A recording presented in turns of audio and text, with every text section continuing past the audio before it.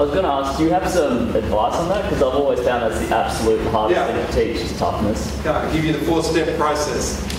And, I thought I knew a lot about mental toughness from being an athlete for a long time and someone who I considered myself to be, reasonably tough. Probably not the toughest, but I was all right. But it's part of the work that we do with the US Olympic team.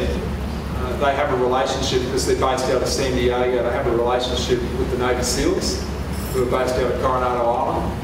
And we spent a period of time getting exposed to the SEALs and going through a training program with them.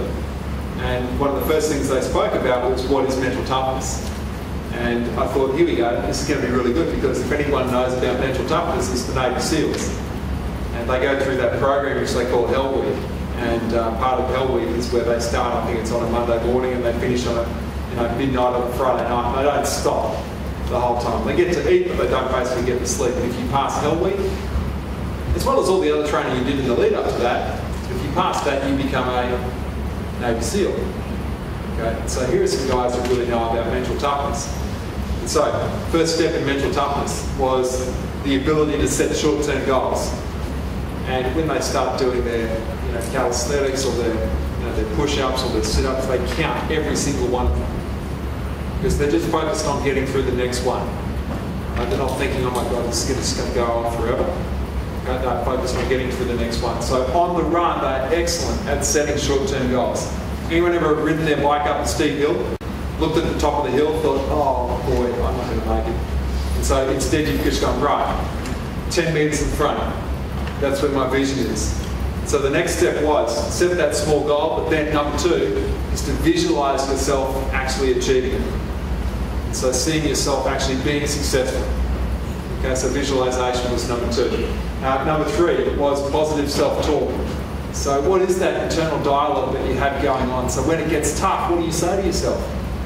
I was working with an athlete not long ago, and they happened to be a rower, and they're on the ergo machine, and whenever it got tough, they started saying, this is not good, this is starting to hurt, this means I'm not going to get a good score. What do you think? Likelihood of getting a good outcome when you start talking to yourself that way? So what you think impacts how you feel, which impacts your physiology. They're all linked together. So the SEALs suggested, well, what's a more positive thing that you could actually say to yourself? And even better, say it to the people around you. Okay, so that you can help inspire them. Anyway, number 4 was the ability to manage your stress, which is a big topic. And when we question them on it, the key stress management technique they use is the ability to breathe through their diaphragm and to calm themselves down in an instant. So the interesting thing about that is in business we might have a pressured decision to make which has to be made by the end of the week. Or maybe it has to be made by the end of today or the end of tomorrow.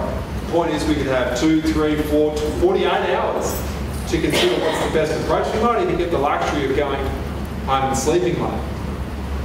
And the story that they told us was one of the commanders, the chiefs, he arrived in Afghanistan only to find out that the in-charge chief over there had been severely injured, and now he was in charge of all these men.